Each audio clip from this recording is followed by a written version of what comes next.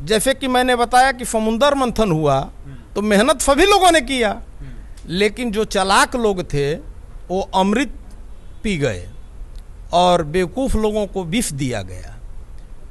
तो उसी आइडियोलॉजी पर चलने वाली भारतीय जनता पार्टी है। मुझे एक चीज़ और बताइए, नीतीश जी की जो नई वाली छवि है, जो नए वाले नीतीश हैं, कहा जा रहा है कि बहुत बड़ा परिवर्तन लाएगा, जिससे उनको एक तरीके से ये समझा जा रहा है कि वो लीड कर रहे हैं। आज की पोजीशन ऐसी है उनकी कि जितना पूरा विपक्ष है उसको इकट्ठा करने में उनकी भूमिका अग्रणी है। बिल्कुल।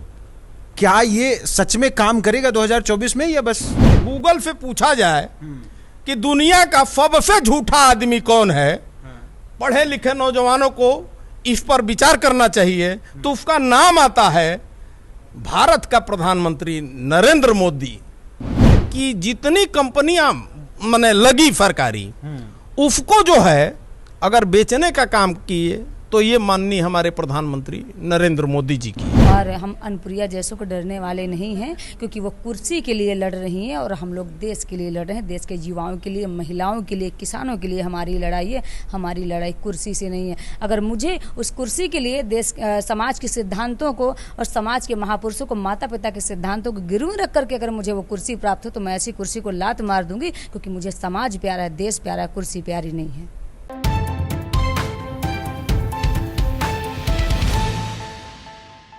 नमस्कार साथियों, आप देख रहे हैं ब्लू कट और मैं हूं विनीत। उत्तर प्रदेश की राजधानी लखनऊ में जेडीयू ने अपने युवा कार्यकर्ताओं यानी युवा संगठन के लोगों के साथ एक कार्यक्रम रखा, एक मीटिंग रखी, जहां उन्होंने आने वाले 2024 के चुनाव की तैयारियों को लेकर चर्चा की। उस कार्यक्रम में हम भी पहुंचे और हमने वहां तमाम सवाल पूछे, जैसे कि आखिर जेडीयू करना क्या चाहती है, नीतीश जी और जेडीयू कैसे किसी भी अन्य पार्टी से अलग हैं, और कैसे ये माना जा रहा है कि जेडीयू जैसी क्षेत्रीय पार्टी बहुत बड़े स्तर पर राष्ट्रीय स्तर के चुनाव को किसी न किसी तरीके से प्रभावित करेगी। और भी तमाम सवाल कि आखिर नीतीश जी इलेक्शन कहां से लड़ने वाले हैं, जेडीयू का प्लान क्या होगा, किस तरीके से बहुजनों, पिछड़ों, दलितों के लिए प्लानिंग है, और क्या कुछ रहेगा जातिगत जनगणना पर जेडीयू का स्टैंड। इन सारे विषयों पर तमाम पदाधिकारियों से हमने बात की। आप भी सुनिए और समझिए कि आखिर क्या चल रहा है। तो आज का जो ये आप लोग का मीटिंग था, इसमें क्या तय हुआ, क्या बातचीत हुई है? हम लोगों ने यहाँ पे इकट्ठा होकर के ये तय किया है आज कि अब समय कम है, 2024 बिल्कुल नज़दीक आ रहा है और गांव-गांव, जन-जन तक इस जुमलेबाज सरकार की पोल पट्टी खोलनी है जो देश बेचा जा रहा है। ये SC/ST OBC की भावनाओं के साथ खिलवाड़ हो रहा है।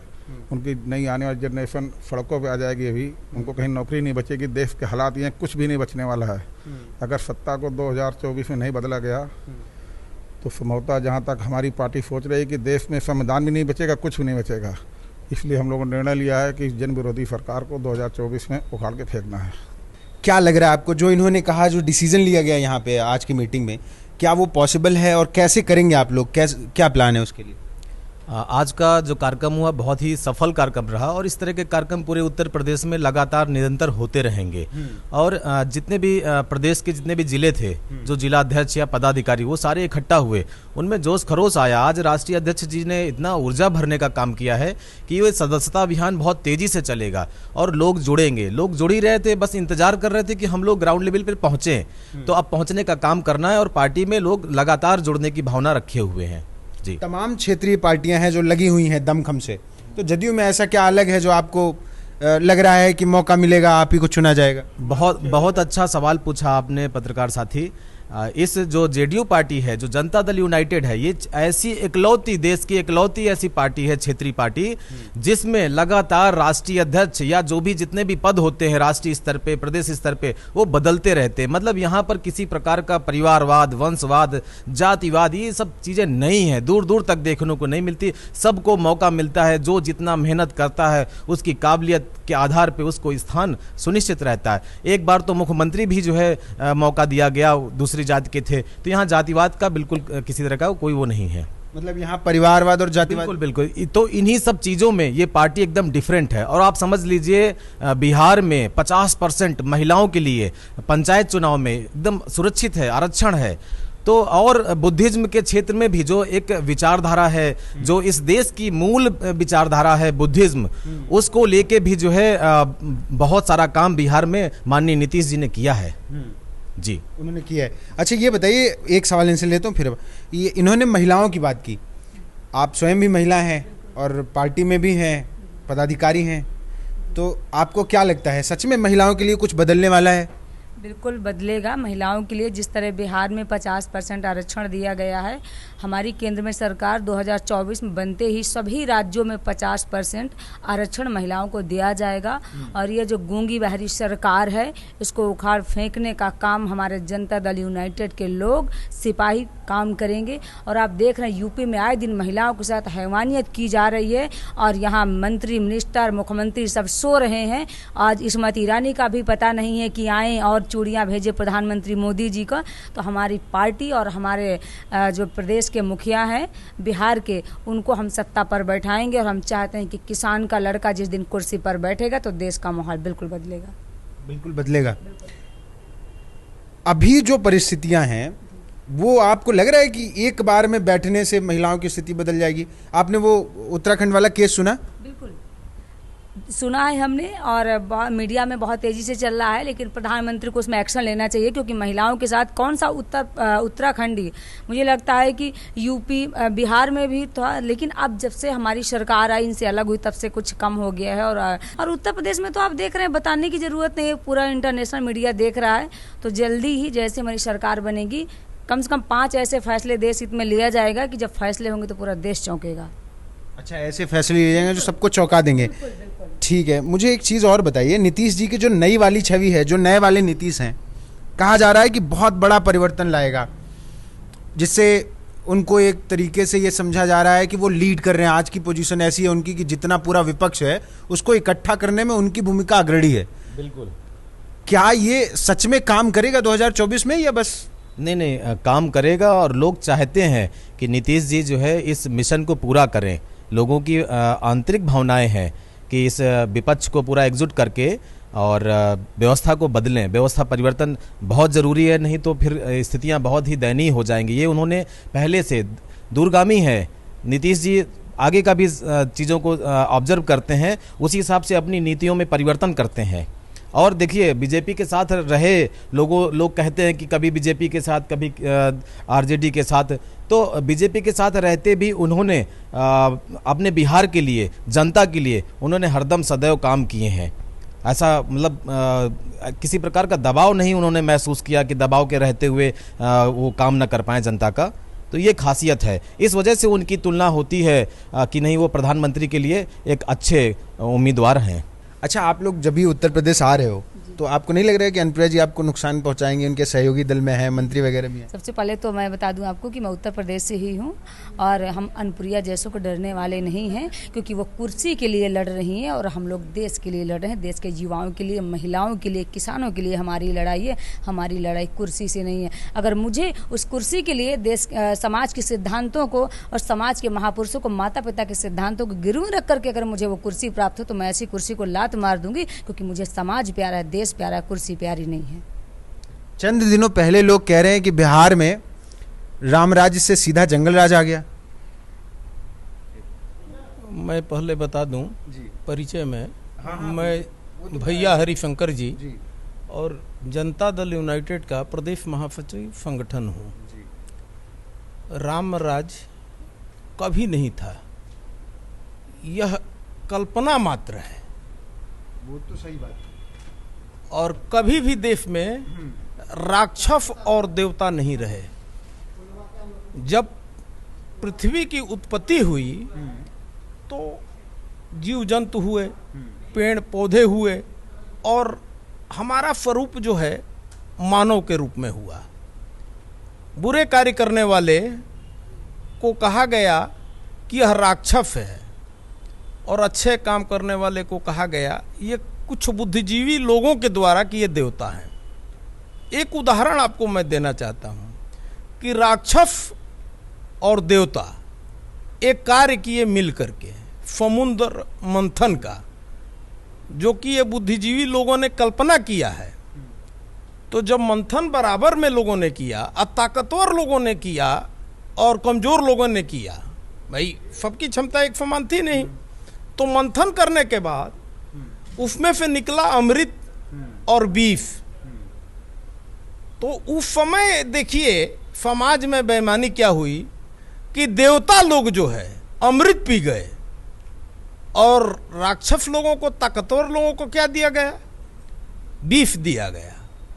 उसी प्रकार आज भी समाज में ये जो भारतीय जनता पार्टी जो है, आपको मैं उदाहरण देता हूं, इसके आदर्श राम हैं और अयोध्या में राम जन्मभूमि का ट्रस्ट बना। उस समय आप देखे होंगे कार सेवा करने वाले विश्व हिंदू परिषद के बड़े नेता विनय कटियार जी हुआ करते थे, संयोजक। लेकिन जब ट्रस्ट बना तो उसमें एक भी पिछड़े का स्थान नहीं मिला। जैसे कि मैंने बताया कि समुद्र मंथन हुआ तो मेहनत सभी लोगों ने किया, लेकिन जो चालाक लोग थे वो अमृत पी गए और बेवकूफ लोगों को विष दिया गया।